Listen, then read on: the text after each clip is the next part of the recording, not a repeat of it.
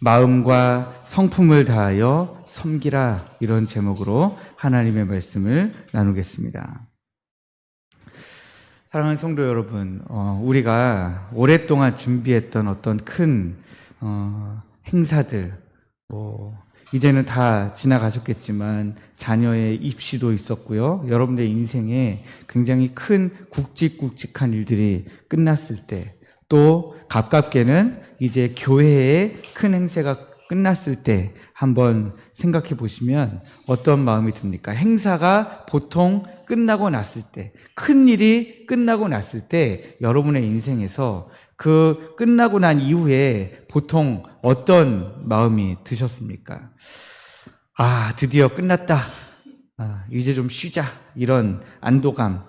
그리고 그동안 이렇게 팽팽하게 당겨져 있던 긴장의 줄이 탁 하고 풀리는 것을 아마 느끼시게 될 겁니다. 그래서 그때 보통 제일 많이 아프지요. 네. 왜냐하면 긴장의 끈이 확 풀어지기 때문에 그때 제일 많이 아프고요. 그때 그 마음과 몸이, 그 삶이 가장 많이 헝클어지는 때이기도 합니다. 제가 주일학교, 중고등부 이렇게 사역을 했을 때 보면 언제 그 주일학교 예배가 가장 힘든지 아세요? 주일학교 예배가 1년 중에 가장 힘든 때가 있어요. 여름 수련회 끝나고 난 그 주일. 그 주일은 진짜 힘들어요. 왜냐하면 모두가 다 여름 성경학교, 여름 수련회를 위해서 몇 개월 동안 달려오다가 마지막에 다 끝나고 나면 긴장의 끈이 확 풀리고 이제 끝났다 하는 그런 안도감 속에 그 주일 예배는 정말 무슨 말씀을 전해도 감동받기도 힘들고, 전하는 사람도 힘들고, 받는 사람도 힘들고, 모두가 다 힘든 그런 시간들이 있었던 것을 저는 이 말씀을 준비하면서 기억이 났습니다. 오늘 본문에는 7년이라는 기나긴 시간 동안 가나안 정복 전쟁을 마친 군인들이 등장합니다. 이 군인들은요, 이미 요단강을 건너기 전에, 그 전에 자기의 땅을 이미 다 분배받았던 사람들이에요. 그래서 그 사람들이 누구냐면 르우벤 지파, 갓 지파, 그 다음에 므낫세 지파인데, 므낫세 지파는요 반만. 그래서 우리가 므낫세 반 지파라고 이야기합니다. 므낫세 지파 전체가 다 요단강 동편의 땅을 받은 것이 아니라 반만 거기 남고요, 반은 넘어왔습니다. 그들은 자신의 가족과 자신의 전 재산을 요단강 동편에다가 놔둔 채 7년 동안 이스라엘 백성들과 함께 같이 정복 전쟁을 치러냈습니다. 오직 형제들의, 자기 이스라엘 민족 형제들의 안식을 위해서 7년간 피비린내 나는 이 전쟁의 선봉장으로, 그냥 맨 뒤에서 이거 우리 땅도 아니니까 대충이 아니라 형제들을 위해서 맨 앞에 서서 참여해서 이 전쟁을 치러왔습니다.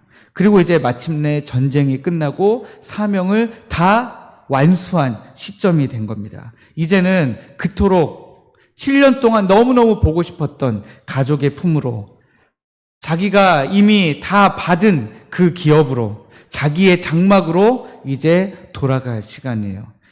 여러분, 이 시간은 정말 얼마나 행복한 시간일까요? 이제 정말 꿀맛 같은 안식과 휴식만이 그들에게 남은 것처럼 보입니다. 그런데 바로 그 순간에 오늘 그 사람들이 집으로 돌아가기 직전에 여호수아가 그들을 불러 세웁니다. 그리고서는 수고했어. 잘 쉬어. 이런 덕담을 해주면 얼마나 좋아요. 가가지고 이제 마음껏 쉬어. 이제 전쟁 없어 이제. 하고 그냥 돌려보내주면 얼마나 좋습니까? 그런데 그런 덕담도 해줬지만 거기에 더해서 오직 이것은 반드시 지켜야 된다 하면서 새로운 명령을 그들에게 주어서 보내는 모습을 우리가 볼 수 있습니다. 왜 여호수아는 모든 전쟁이 다 끝난 이 시점에 집으로, 이제 편안한 마음으로 집으로 돌아가는 이들에게 이런 명령을 하고 있느냐라고 하는 것입니다. 본문의 상황은 전쟁이라고 하는 특수 사명이 끝나고 이제 일상이라고 하는 평범한 삶으로 복귀하는 전환점이에요. 7년간의 전쟁이 다 끝나고요, 이제는 일상으로 돌아가는 거예요. 그런데 바로 이때가 신앙의 위기라는 것입니다. 왜 이 순간이 신앙의 위기냐? 세 가지를 말씀드릴 건데요. 첫째는 영적인 긴장이 이완되기 때문에 그렇습니다. 영적인 긴장이 쉽게 말하면 풀어지는 것이죠. 전쟁터에서는 매일 생사를 오가면서 깨어 기도하고 형제들과 똘똘 뭉쳐 있어야만 살아날 수 있었습니다. 하지만 이제 내 집, 내 땅으로 돌아가면 혼자예요. 나 혼자가 됩니다. 영적인 긴장이 가장 풀리기 쉬운 순간이 되는 것이죠. 이게 저는 참 이해가 되더라고요. 주일날까지는요, 정말 완전히 긴장해가지고 주일 사역을 준비하면서 화요일부터 쭉 달려갑니다. 그리고 나서 주일 예배가 끝나고 오후쯤 되잖아요. 그러면 눈이 제가 이렇게 돼요. 저녁쯤 되면 이렇게 돼가지고 저는 사실 월요일날 새벽 기도가 없으니까 이거 이 주일날 밤에 뭐라도 하고 놀아야 되겠다. 이 긴장을 어떻게든 풀어야 되겠다. 이 스트레스를 날려야 되겠다. 그런데요, 못 날려요. 왜냐하면 너무 졸려가지고. 네. 주일 저녁이 되면 이러고 있다가 그냥 이렇게 저도 모르게 어느 순간 자고 있는 저를 발견하게 됩니다. 영적인 긴장이 가장 풀리기 쉬운 순간, 그 순간이 찾아올 때 우리는 어떤 신앙인의 자세로 서 있을 것이냐라고 하는 것입니다.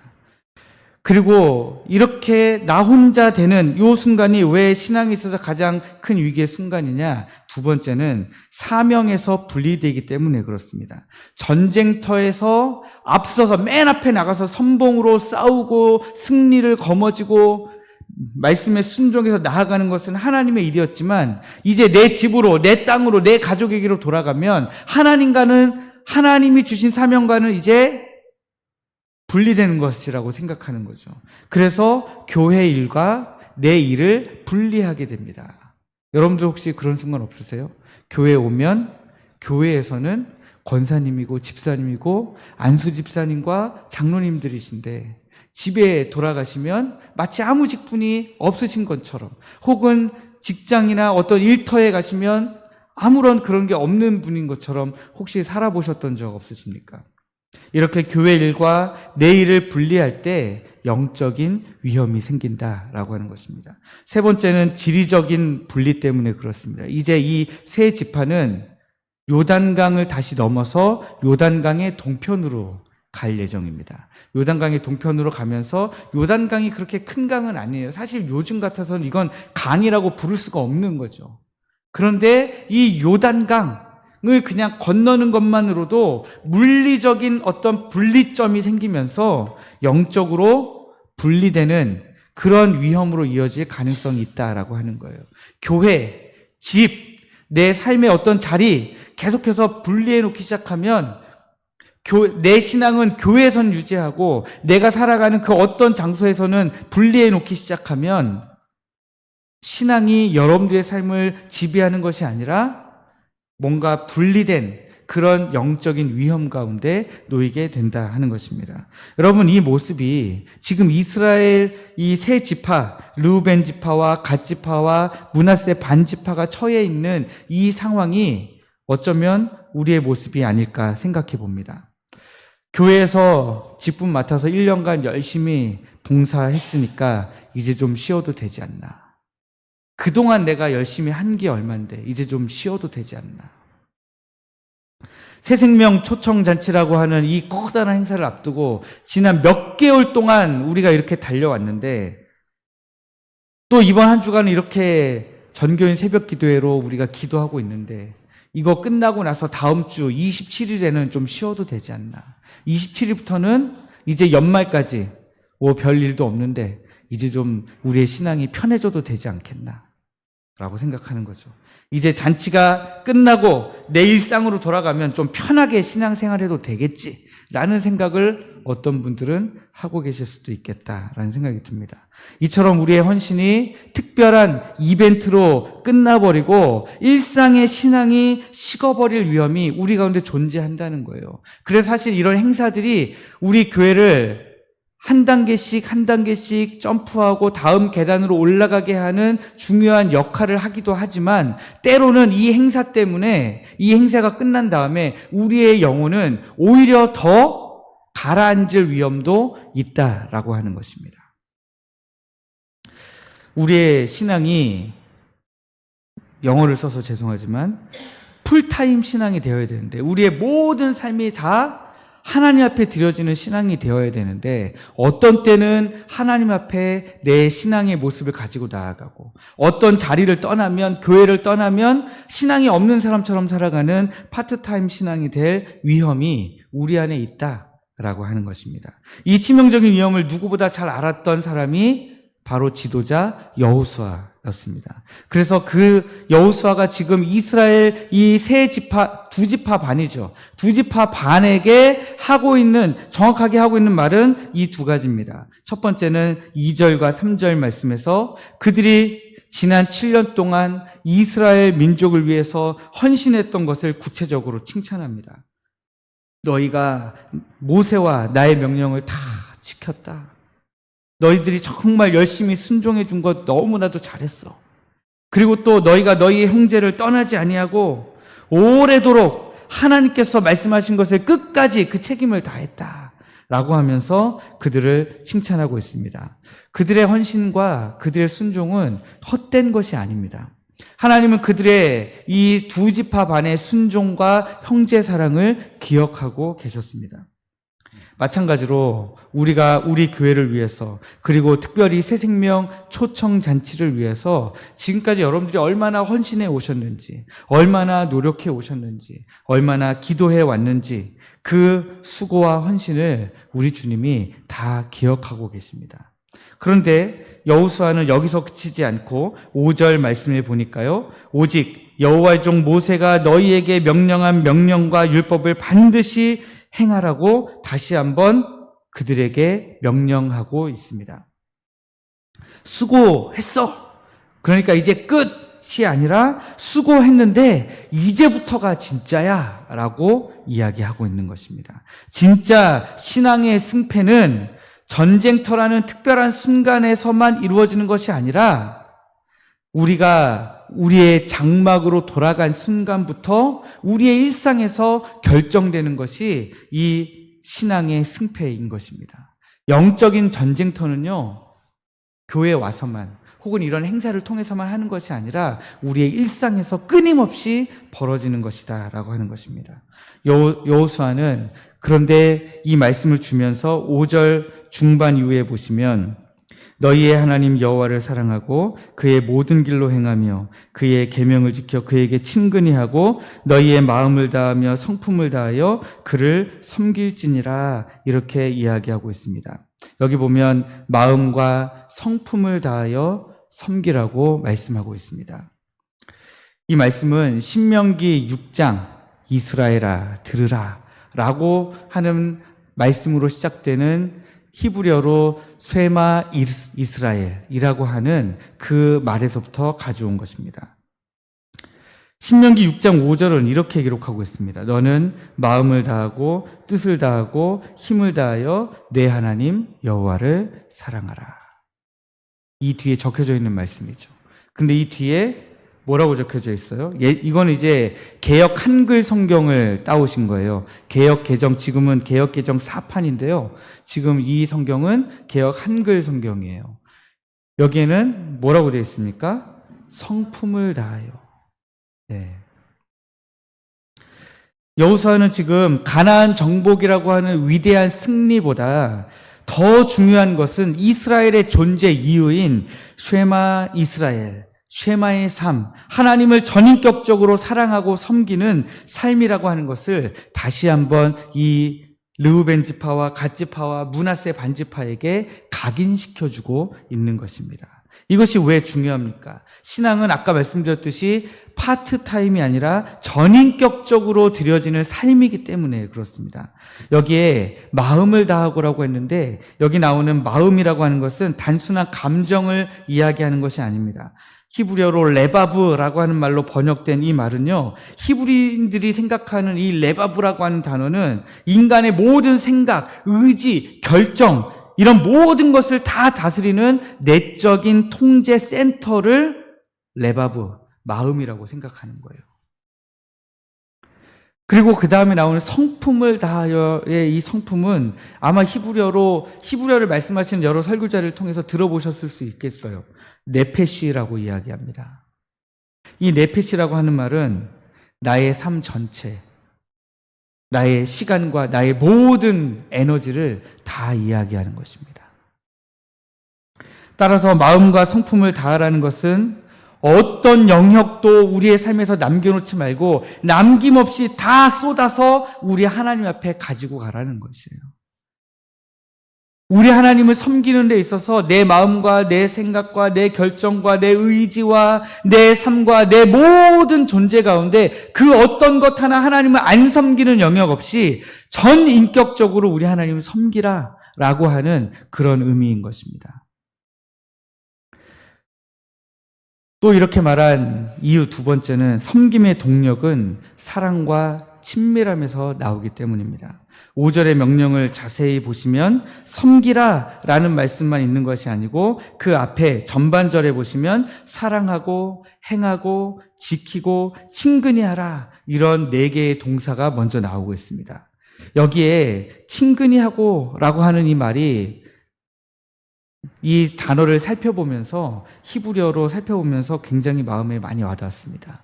이 말은 다바크라고 하는 말인데 친근히 하고로 번역된 이 말은 접착제로 붙이다, 착 달라붙다 이런 뜻으로 쓰인 말입니다. 좀 더 쉽게 이 말이 어느 성경 구절에서 쓰였는지를 살펴보면 아담과 하와가 한 몸이 되었잖아요.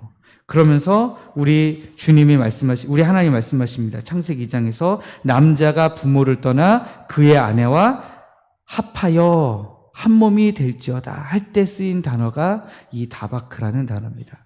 그러니까 부부가 되듯이 한 몸으로 착 하고 달라붙어라 하는 단어로 쓰인 단어가 이 친근히 하고 다바크라고 하는 이 단어입니다. 진정한 섬김은 억지로 의무감으로 하는 일이 아니에요. 진정한 섬김은 하나님을 너무너무 사랑하니까 하나님께 착 달라붙어서 도저히 하나님과 떨어질 수 없는 그 친밀함 속에서 그 친밀감 속에서 자연스럽게 흘러나오는 사랑의 몸부림, 그게 바로 진정한 섬김이라고 하는 것이죠. 하나님을 너무너무 사랑하니까 내가 뭐라도 하지 않고는 버틸 수 없는, 견딜 수 없는 그 마음에서부터 흘러나오는 몸부림. 그게 바로 마음을 다하고 성품을 다하여 우리 하나님 여호와를 섬기는 것입니다. 그렇다면 이 마음과 성품을 다한 섬김의 명령이 오늘 새 생명 초청잔치를 이제 며칠 앞둔 우리에게는 어떻게 적용됩니까?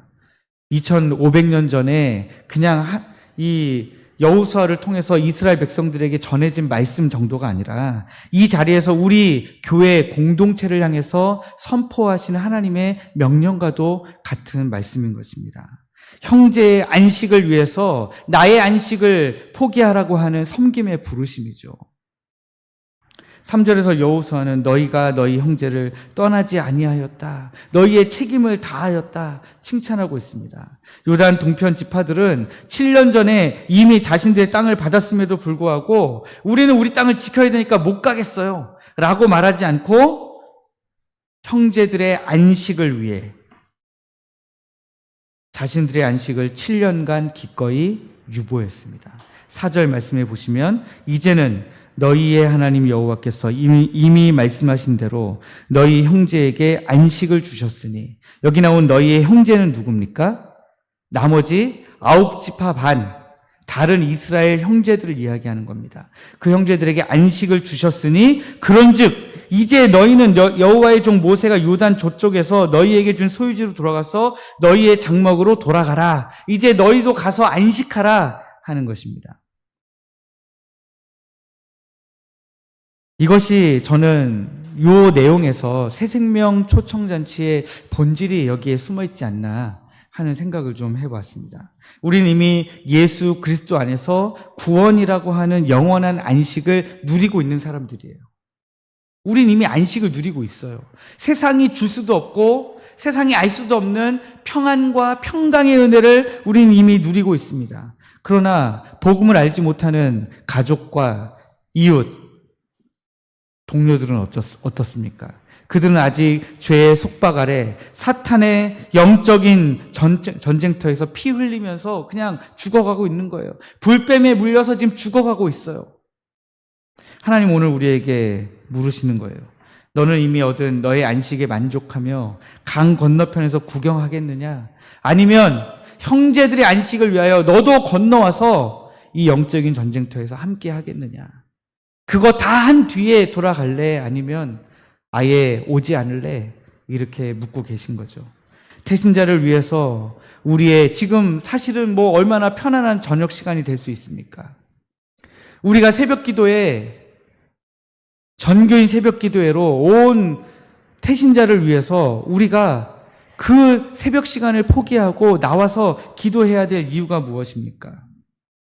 그것이 바로 형제를 떠나지 않는 섬김이고 우리의 마음과 성품을 다하는 섬김이기 때문에 우리가 그것 하고 있는 것 아니겠습니까? 또 사랑이 모든 것을 압도하는 전인격적 섬김의 부르심이기 때문에 그렇습니다. 이것이 새생명 초청잔치를 준비하는 이 말씀이 가지고 있는 본질이다라고 생각하는 거죠. 새생명 초청잔치는 연례 행사도 아니고 우리가 어떻게든 끝내야 되는 교회 프로그램도 아니에요. 이것은 저는 사랑의 이야기가 됐으면 좋겠습니다.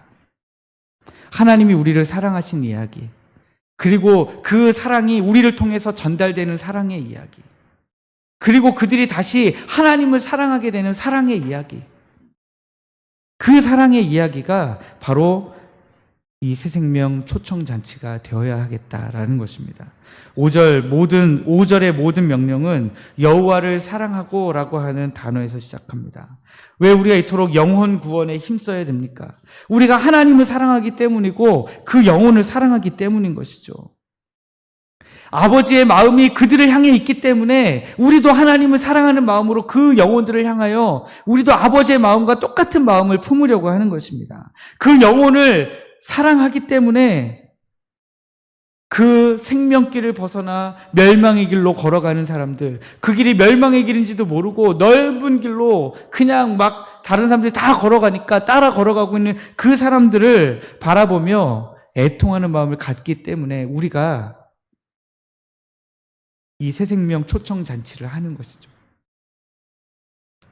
우리의 섬김이 의무나 부담으로 느껴진다면, 그들에게 복음을 전하는 것이 굉장히 부담스럽게 느껴지고 있다면 우리는 전도라고 하는, 초청이라고 하는 일을 하고 있는 겁니다.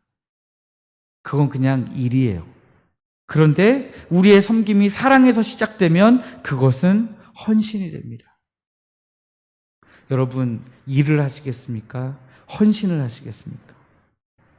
또 이 5절 말씀이 갖는 새생명 초청잔치의 본질로서의 세 번째 이유는 이 새생명 초청잔치를 통해서 우리가 주님께 딱 붙어 능력을 구하는 절박한, 그렇게 하라고 하는 하나님의 절박한 부르심이 있기 때문에 그렇습니다. 우리는 우리의 힘으로 단 한 명의 영혼도 구원하기 어려워요. 우리의 열심으로, 우리의 말로, 우리의 지혜로 설득해내기가 어렵다는 거예요. 우리의 계획으로는 절대 불가능하죠. 이렇게 하고 저렇게 하면 이렇게 돼서 저렇게 되겠지. 수학 공식처럼 딱 떨어지지 않는다는 것이 문제입니다. 그런데 여호수아는 우리에게 하나님께 착 달라붙어 있으라고 지금 명령하고 있는 거예요. 하나님께 착 달라붙어서 하나님의 능력을 의지하면 가능하다는 거예요. 하나님께 착 달라붙어서 섬기면 그 새로운 영혼들, 태신자들을 섬길 수 있다고 말씀하시는 겁니다. 야곱이 야복강 나루터에서 천사의 환도뼈를 부러뜨린 게 아니라 본인이 부러졌죠. 예, 천사가 야곱의 환도뼈를 부러뜨렸는데도 불구하고 야곱이 끝까지 천사를 놓지 않았어요. 당신이 내게 축복하지 아니하면 가게 하지 아니하겠나이다 하면서 매달렸죠. 그 매달림은 어떤 매달림이에요? 존재를 다 건, 내 생사를 건 매달림이잖아요. 여러분, 우리는 내 문제를 가지고 기도할 때는 이런 야곱과 같은 매달림을 하려고 해요. 내 문제를 가지고는 눈물을 흘리면서 하나님 앞에 나아가요. 그런데 죽음으로, 멸망의 길로 걸어가고 있는 영혼들을 향해서는 왜 그렇게 눈물이 안 납니까? 왜 그들을 위해서는 이렇게 야곱과 같은 이런 매달림의 기도가 우리에게 안 나오는 것입니까? 새생명 초청잔치를 위한 우리의 마음과 성품을 다한 이 섬김은요, 바로 하나님 앞에 착 달라붙어 있는 이 다바크의 기도입니다. 나의 무능함을 인정하면서 주님, 저 영혼, 하나님이 복음 전하기를 원하시는 저 영혼 붙잡아 주시지 않으면 저는 아무것도 할 수 없습니다. 그런 고백을 우리가 하나님 앞에 드리는 것입니다. 이 영적인 전쟁에서의 승리는 초청장을 돌리는 현장에서 결정되는 게 아니에요. 언제 결정됩니까? 우리가 계속 새벽에 말씀을 보고 있지만 기도의 자리에서 결정되는 겁니다. 내가 초청장을 돌리고 초대를 했을 때에 그가 마음을 열고 내가 흔쾌히 나가겠노라고, 그 대답은 여러분들이 잘 했기 때문이 아니라 얼마나 그 영혼을 위해서 기도했느냐, 기도의 자리에서부터 결정된다는 사실입니다. 그렇다면 지금 이 순간, 이 승리의 순간, 이제 이 두 지파 반이 돌아가려고 하는 이 순간에 왜 여호수아를 통해서 하나님이 이토록 무거운 섬김을 명령하십니까? 하나님은 이벤트가 아니라 변화를 원하시기 때문에 그렇습니다. 하나님의 궁극적인 목적은 가나안 전쟁에서의 승리가 아니에요. 그것을 위해서 지금 이스라엘 백성 여기까지 이끌어 오셨지만 그게 최종적인 목적이 아니라는 겁니다. 그 전쟁을 통해서 이스라엘 백성이 마음과 성품을 다해 하나님을 사랑하는 거룩한 쉐마의 백성이 되도록 하는 것, 그것이 우리 하나님이 지금 이 가나안 전쟁을 이끌어 오신 가장 커다란 최종적인 목적이었습니다. 전쟁은 그냥 이스라엘 백성이 하나님을 마음과 성품을 다해 섬기도록 만들어가는 도구였던 거예요. 그런데 우리는 그 도구였던 전쟁에서 승리하면 이제 그 뒤로는 아무것도 안 해도 그냥 계속해서 하나님과 친밀한 관계를 누릴 줄 아는 거예요. 마찬가지로 하나님의 궁극적인 목적은 우리가 이 새생명 초청 잔치를 잘 끝내는 데 있지 않아요. 이 과정을 통해서 우리가 먼저 변화되는 것입니다. 그 전까지는 우리가 교회 왔다가 또 집에 돌아가거나 일터로 돌아가면 완전히 또 다른 신앙인이 아닌 것처럼 살기도 하고, 혹은 전혀 그런 건 아니라 할지라도 말씀을 들은 것과는 완전 별개의 삶을 살았었다면, 그래도 괜찮았다면, 이제 하나님은 우리가 전인격적인 신앙인으로 다시 일어나기를 원하시는 거예요. 어제 제가 학교에 가서 공부를 하고 이제 점심을 먹기 직전인데 제가 우리 교회 권사님 한 분과 통화를 하고 있었어요. 근데 제 같이 다니는 목사님 한 분 있다고 그랬잖아요. 그 목사님이 제가 전화를 하는데 저한테 뭐라고 손짓하더니 저를 갑자기 제 스케줄을 그분이 잡아버린 거예요. 자기가 누구랑 밥을 먹는데 저를 갑자기 거기다 껴놓은 거예요. 전화하다가 저도 모르게 거기 이제 계속 끌려갔습니다. 끌려갔는데 제가 계속 전화를 하기 위해서 그분을 차에서 내리라고 해서 다른 목사님의 차를 타도록 만들었어요. 그래서 제가 쫓아갈게요. 전화하면서 제가 쫓아갈 테니까 앞서 가세요. 그랬는데 그 다른 분도 목사님이거든요. 그러니까 목사 3명이 지금 밥을 먹으러 가기로 한 거예요. 그래서 학교 정문을 나오면 좌회전이 안 됩니다. 무조건 우회전을 해가지고 유턴을 해야 돼요. 건너편 식당으로 가기 위해서는. 그래서 저는 그분이 자연스럽게 우회전 유턴할 줄 알았는데 그분이 중앙선을 넘어서 그냥 좌회전을 해버리시는 거예요. 제가 전화 통화하는 중에도 그 중앙선을 넘어서 바로 좌회전하는 모습을 보면서 밥 먹기 싫다 이런 생각을 했습니다. 그 순간에 이미 저는 밥 먹기 싫더라고요. 그래서 결국 끝내는 밥 안 먹었습니다.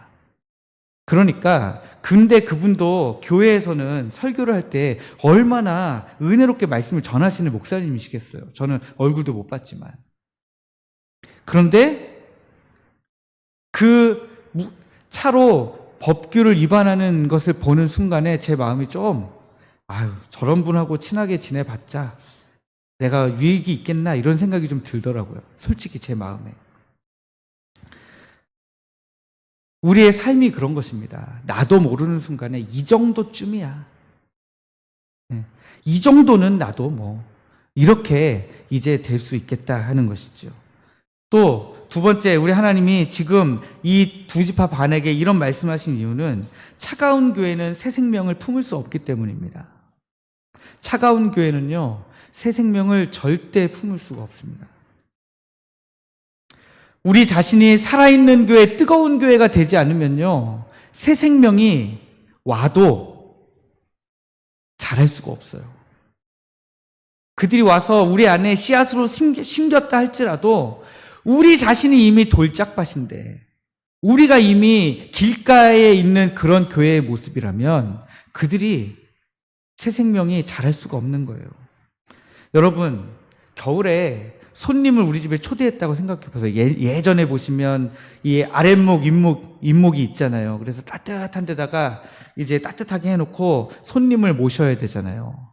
그런데 여러분, 불도 하나도 안 넣어놓고 차가운 방에 손님 넣어놓고 여기서 쉬면 된다고 하면 손님이 좋아하겠습니까? 그렇게 손님을 초대하지 않죠, 우리는. 차가운 방을 먼저 데펴놓고 손님을 불러옵니다. 저희 집만 해도 손님이 오면 먼저 방을 쫙 치웁니다. 방을 더럽게 해놓고 손님을 부르지 않아요. 기존 신자인 우리들이 먼저 하나님의 사랑으로 불타있지 않으면 우리는 새 생명에게 아무것도 줄 수가 없어요. 그래서 새 생명 초청잔치는 사실 태신자를 향한 초청이기 이전에 바로 우리 자신을 향한 하나님의 초청이라는 사실을 기억하시면 좋겠습니다. 사랑하는 택전교회 성도들, 너희의 첫사랑을 회복하지 않겠느냐? 너희의 마음과 성품을 다하여 나에게 다시 친밀하게 착 하고 붙어있지 않을 이 말이 않겠느냐? 네, 준비해놓고 안 보면 이렇게 않겠느냐? 이런 하나님의 질문이 우리 가운데 주어진다는 거예요. 이 잔치는 우리를 먼저 하나님의 사랑으로 뜨겁게 부응하게 하는 촉매제가 되어야지 우리가 그냥 단순히 행사 하나를 끝내는데 의미를 두면 안 된다는 겁니다. 이 영적 전쟁의 가장 치열한 전쟁터는 태신자의 마음이 아니라 바로 오늘 우리가 예배하는 이 자리, 우리가 기도하는 이 자리에서 결정난다는 거예요. 이 부르심에 마음과 성품을 다해 우리가 응답할 때 우리 교회는 새 생명을 품고도 남을 만한 뜨거운 사랑의 공동체가 될 줄 믿습니다. 이것이 하나님께서 승리 후에 안식을 이제 하러 돌아가는 두 지파 반에게 주시는 이 명령의 가장 큰 이유인 것입니다. 여호수아는 이 모든 명령을 준 뒤에 이제 마지막으로 6절 말씀을 보시면 여호수아가 그들에게 축복하여 보내매 그들이 자기 장막으로 갔더라 이렇게 기록하고 있습니다. 진정한 축복은 전쟁터에서의 승리로 끝나는 것이 아니라 이제 마음과 성품을 다하여 하나님을 섬기려고 하는 자기 장막에서부터 시작됩니다. 그 장막에서 마음과 성품을 다하여 하나님을 섬길 때 하나님께서 그들에게 복 주신다라고 하는 것입니다. 새생명 초청잔치는 우리에게 주신 축복의 통로입니다. 그러므로 사랑하는 성도 여러분, 이 잔치를 우리의 마음과 성품을 다한 사랑의 고백으로 섬기시기를 주님의 이름으로 축복합니다. 둘째는 우리 태신자를 위해서 이제 얼마 남지 않았지만 그래도 늦지 않았어요. 하나님께 친밀하게 탁 붙어서 이 다바크의 기도를 드리는, 주님과 한 몸이 되어 드리는 기도, 그런 기도를 드리는 여러분들 되시기를 축복합니다.